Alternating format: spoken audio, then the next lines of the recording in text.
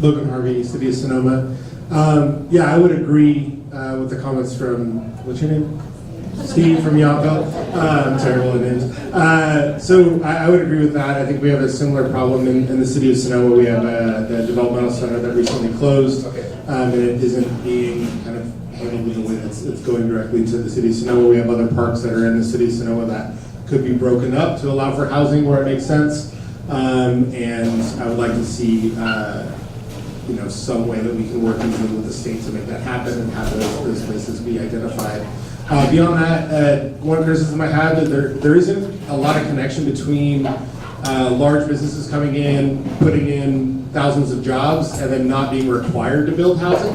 And I think that is one of the largest problems. I work with Yahoo, and I went down to that whole center in Sunnyvale, and you've got Lockheed Martin, Google, Yahoo, Samsung, Apple, all there. Nobody was required to build any housing, and there's certainly land there to build 30-story buildings that would provide housing for their workers. And the fact that we're not requiring that, I think we're really missing the ball there. And you're talking about taxing taxpayers at a quarter cent to provide $400 million of funding for this project. And that to me is that's kind of problematic.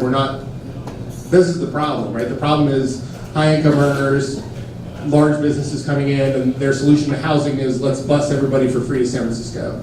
And I think then that falls on the communities that are in the North Bay and all that. So I'd like to see that. And then finally on the point about vacant homes, I think that's really key. I think we should be looking at that. It's a problem we really struggle with, especially in Sonoma, Healdsburg, and communities that are in our area, because we're wine, we're tourism, people like to buy second homes there. How do we identify what is a vacant home? And then by what mechanism do we tax them? And then by what mechanism do we enforce that? Because for small communities especially, it's really, really difficult. We need regional bodies to do those things. And how do we identify that? If we're going to identify it based off your voter registration, okay, these are smart people, they're wealthy people, they're just going to change your voter registration to avoid the tax. And how do we stop them from doing that? Thanks. Thanks. I'll just really quickly on the concerns you raised related to major employers came up again and again, and the developer and business fees are in part about that. That's why they're graduated in terms of location, because they're specifically, as proposed, structured to deal with communities that have had massive commercial growth and very little residential growth. And they're not saying they can't do that, but if they're benefiting from that, then those companies should help deal with this problem.